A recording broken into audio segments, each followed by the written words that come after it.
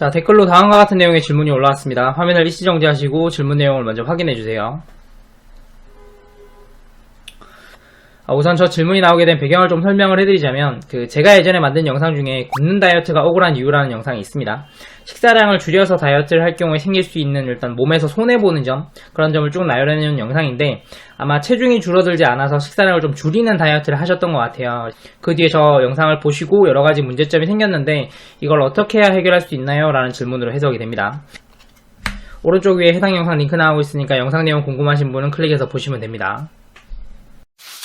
우선 영상 내용 간단하게 짚고 넘어가겠습니다. 굶는 다이어트 억울한 이유는 크게 세 가지가 나옵니다. 첫 번째는 흡수율의 상승, 두 번째는 각종 대사량의 저하, 세 번째는 원래 줄어들던 체지방이 줄어들지 않게 되는 것입니다. 자, 그러면 우리가 생각을 할 때 내가 먹는 양을 줄여서 체중이 빠지기 시작하면 계속해서 적게 먹으면 몸에서 계속해서 칼로리가 마이너스니까 체중이 계속 줄어들 거야 라고 생각할 수가 있겠지만 실제로 그렇게 되는 건 아니거든요. 왜냐하면 음식 흡수율이 올라가기 때문에 같은 양을 먹어도 몸에 들어오는 칼로리의 양이 늘어납니다. 반면에 각종 대사량이 저하되기 때문에 몸에서 쓰는 에너지의 양은 줄어요. 여기에 가만히 있어도 원래 줄어들던 체지방이 줄어들지 않게 바뀌기 때문에 이 세 가지가 합쳐져서 분명히 나는 식사량을 줄인 상태인데도 불구하고 체중이 유지되는 정체기가 오는 상황이 벌어집니다. 만약에 여기서 다시 식사를 하게 된다면 이 세 가지 요인이 합쳐져서 요요가 오게 되는 겁니다. 따로 특별한 전략이 있는 건 아니고요. 그냥 다시 비정제 음식으로 식사량을 천천히 늘리시는 방법밖에 없어요. 식사량을 늘리기 때문에 당연히 체중이 늘어나게 됩니다. 그런데 이렇게 늘어난 체중 중에서 지방의 양은 그렇게 많지 않기 때문에 너무 놀라거나 걱정하실 필요는 없어요. 늘어나는 체중이 지방이 아니라면 뭐 때문에 체중이 늘어나는 건가요? 자, 식사량이 적었다는 얘기는 탄수화물, 지방, 단백질이 모두 부족한 상황이었다는 얘기입니다. 식사량을 정상적으로 되돌리면 당연히 몸에서 부족했던 게 평균 수준까지 올라오겠죠. 그 과정에서 체중이 늘어난다는 거예요. 우선 탄수화물 같은 경우에는 몸에 들어오면 글리코겐의 형태로 간과 근육에 저장이 되는데 이 글리코겐은 수분을 가지고 저장이 됩니다. 그러면 몸에 저장된 글리코겐과 수분의 무게만큼 체중이 당연히 증가하게 되겠죠.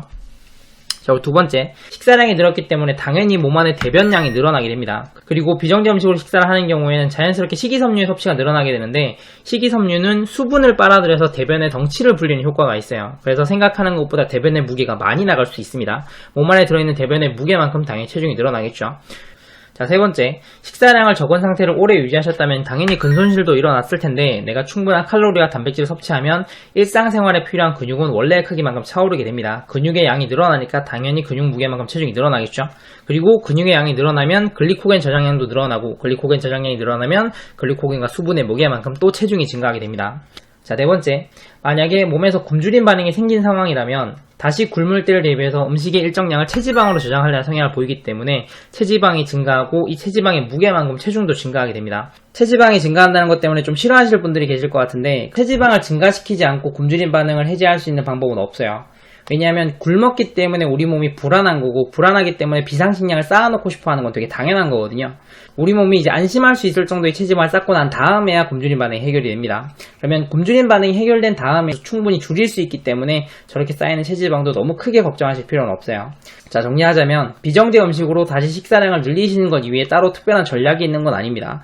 비정제 음식으로 식사를 늘리시면 체중이 순간적으로 많이 증가하겠지만 이렇게 증가된 체중 중에서 지방이 차지하는 비율은 그렇게 높진 않으니까 너무 걱정하거나 놀라지 않으셔도 됩니다. 잘 싸죠?